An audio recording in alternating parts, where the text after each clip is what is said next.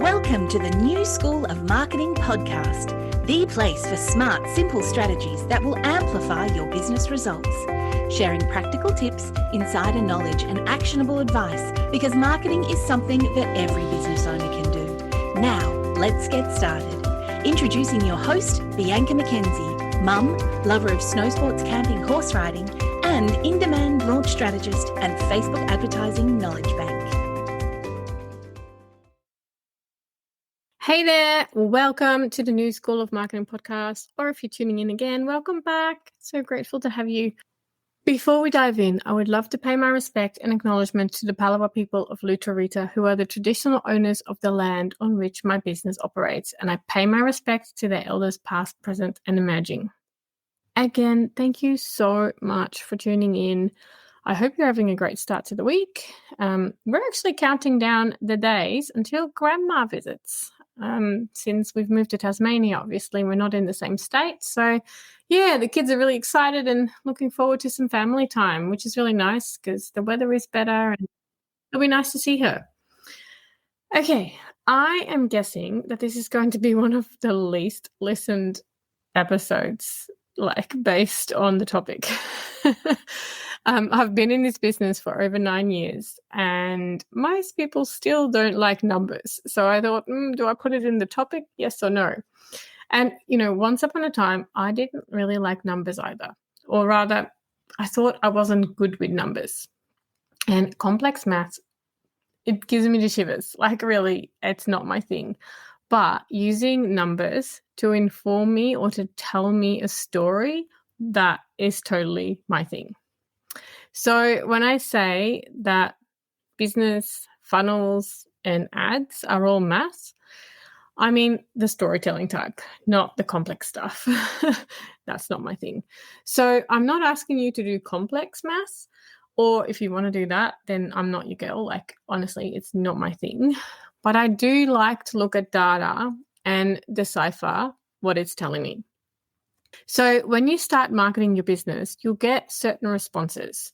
Basically, every single thing that you do, you get something back, or at least I hope you do. For example, when you post on social media, you'll start seeing likes, you'll start receiving comments, you might get some DMs, or for example, when you send an email to your list, you'll be able to see the percentage of people who've opened your email, how many clicked on a link, all that kind of information.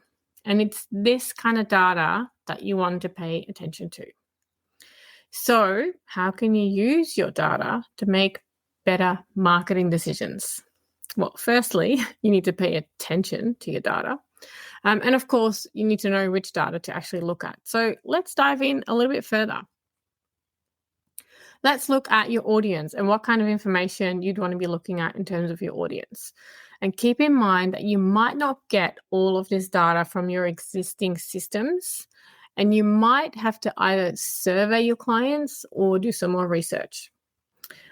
Data can help you understand the demographics of your audience so you can get to know more about age, gender, location, income levels, those kind of things. And this information will help you create messages and copy that resonates, as well as helping you decide how and where to target your audience. So looking at your audience data can also help you work out how your audience behaves online, including what websites they visit, what content they engage with, and also their purchase behavior. And knowing this kind of data can help you create a solid marketing plan. And if your audience isn't one persona in particular, you can use data to segment your audience into smaller, more specific groups by looking at shared characteristics, so things that they have in common, and shared behaviors. So, for example, in my business, I work with online course creators, but I also work with online service providers, and they are not the same type of audience. So I can segment based on the type of business they run, and then the type of support they need. So they're different people. Your numbers can also help you figure out which messages and what content resonates most with your audience. so that you can create more of the same type of content. So pay attention to when you post certain types of content and figure out what you get more responses to and also more conversions from. So, for example, you might get more responses and engagement from doing Instagram Reels versus putting up a static post, which means that you probably want to do a few more Reels versus static posts. Or maybe Instagram isn't the place for you at all, and your data will be able to show you whether it is or it isn't.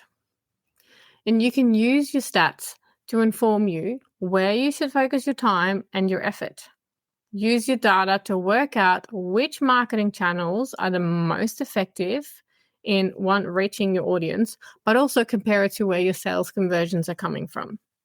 So whenever you create content or any type of marketing activity, it's important to also set metrics and performance indicators against what you do. Like you need to track, because otherwise you don't have any idea what's working. Like if you're just randomly putting up posts as you go on the fly and you're actually not even looking at your data, you don't know what is working. You might be wasting your time, really. Like if you just go on the fly, I should have an Instagram presence, and you're just posting there, but you're not actually looking at the data, and you might not actually be in the right place to do that. So start tracking your conversion rates, start tracking your click-through rates, your cost per acquisition, your engagement rate, and all those kind of data.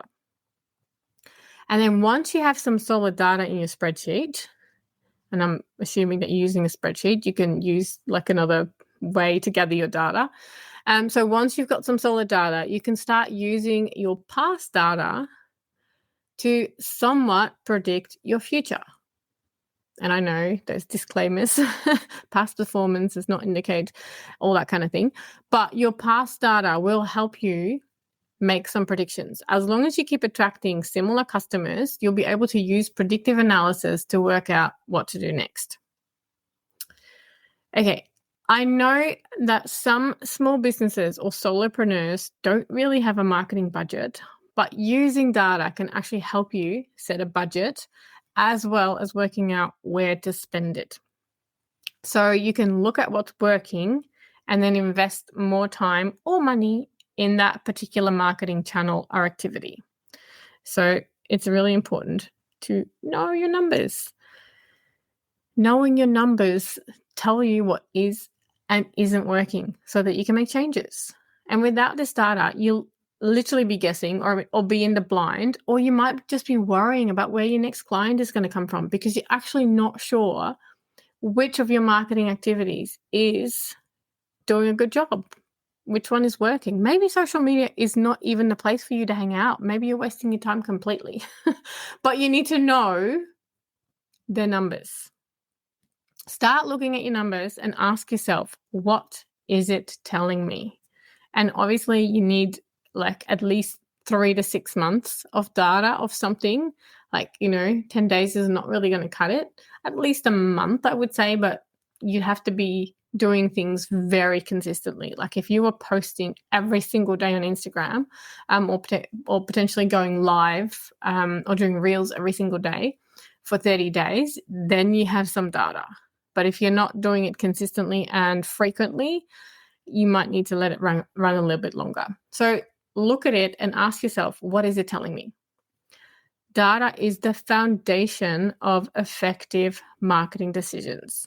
It gives you the information that you need to understand your audience, to work on improving your campaigns, to measure market performance, and then you can make changes along the way. It'll tell you what's not working. And if you don't know what isn't working, or if you don't know what is working, you can't make changes or optimize or scale things.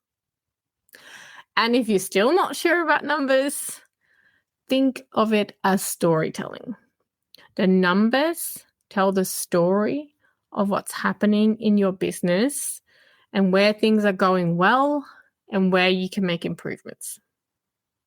So hopefully you've listened to the end. Hopefully I've convinced you that it wasn't too much of a scary subject, a scary topic to listen to. But yeah, knowing your data is so important. Start putting things in a spreadsheet. Start looking at, if you post, a reel, start looking at what kind of data are you getting back? What kind of feedback are you getting back? If you're posting stories, are you getting better feedback? Do you then need to just grow your audience on Instagram because stories are only seen by people that follow you? You won't know any of these things until you look at your data. All right. That's it. I know I've got a lot more to say about this, but let's wrap up.